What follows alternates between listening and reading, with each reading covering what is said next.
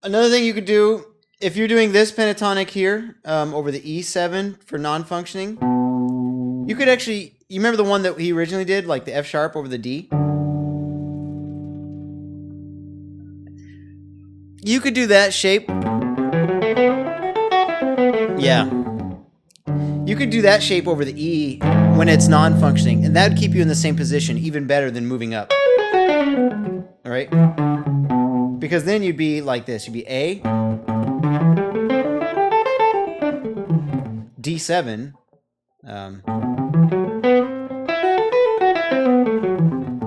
and then to the E,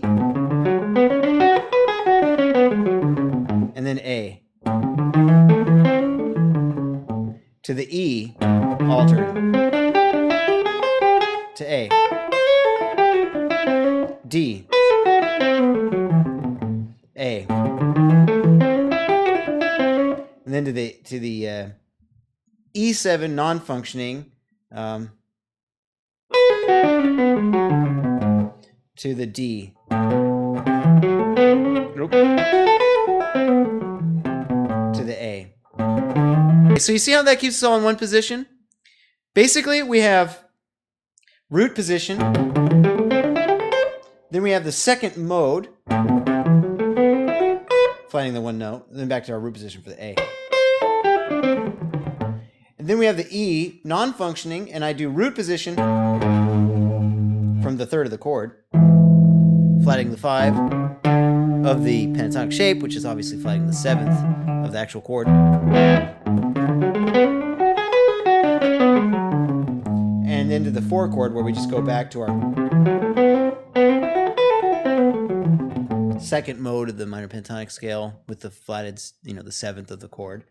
Cool, and that keeps us in one position. So we've got our A. Let's see if I can demonstrate this a little bit. So we got our A.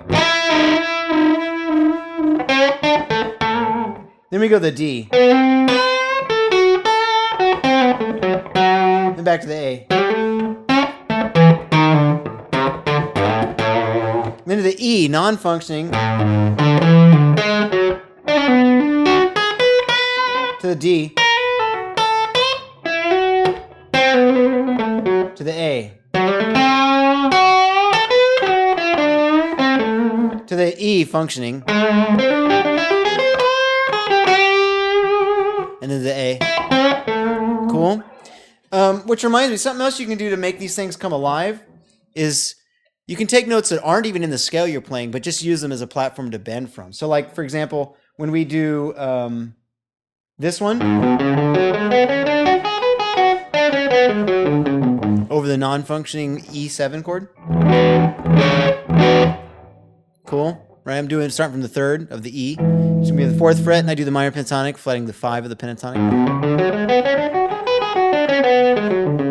We do that one. You can do cool stuff like bending from, oops, overbend.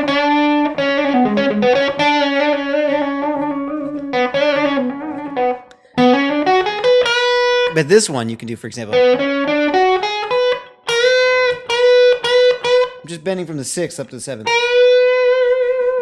Now technically that's a flat 5, so it's like Lydian dominant, which we talked about for non-functioning chords. Lydian dominant for the non-functioning. So that's what that would be. But if you bend it quick anyway, you won't hear it. See, it doesn't. I can even like sort of bend it immediately so you don't even hear the flat 5. But if you want to do it slower, it's cool. You can play that way over the E7. Oh. Ugh, that's hard. Maybe I'll cheat. What I'll do is I'll go. I'll use the middle finger from here, but I'll do the thing where you bend it so quick you don't hear where it came from. That's over the E. Cool.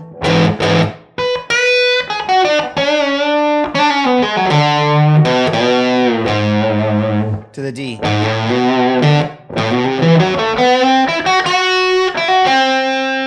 That's another example where, like I did.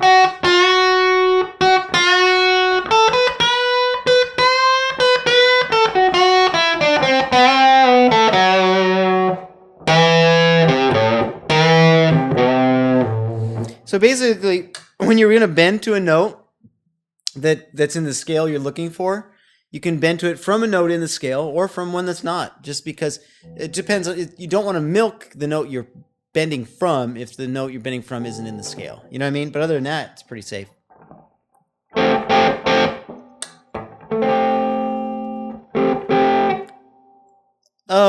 Well, if it's not actually in scale, yeah. But like, just as an example, when they did the D, I played this. That shape. But I did.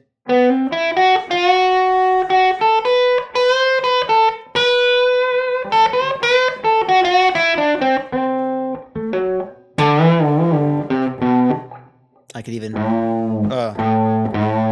careful not to overbend it.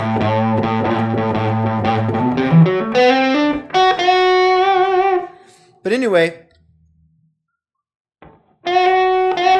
you can even bend from the sharp 5 to the 6th. You know? But it's gotta be quick, because you don't want, you know, be like, oh, what? You can get it in there for a little while.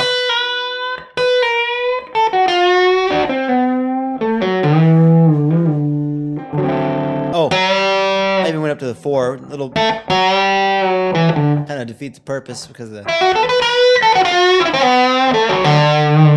Or no, that's the root. Excuse me, because it's a D chord. To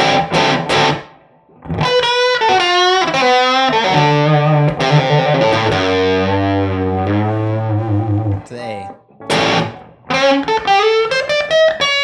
Roll.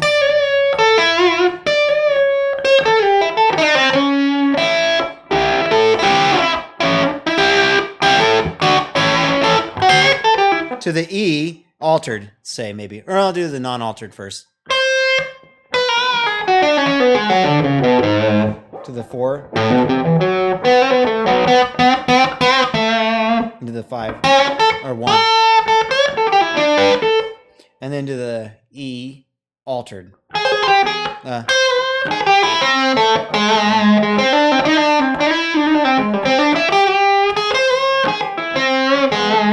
That one's tricky to me because it sounds so like it sounds so weird. It sounds cool and unique, but it sounds so identifiable that it's like almost, hey everybody, I'm inserting this thing here. So what I try to do to make that sound a little more fluid is when we go to the A chord, I'm here. When I go to the E,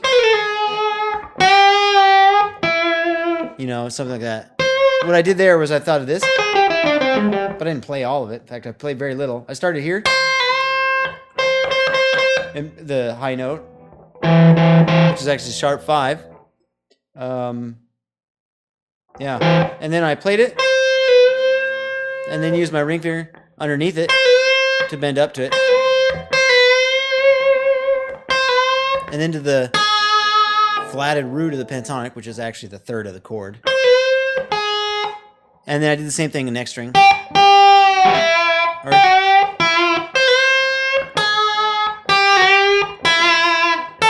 you know, ended on the 1 chord.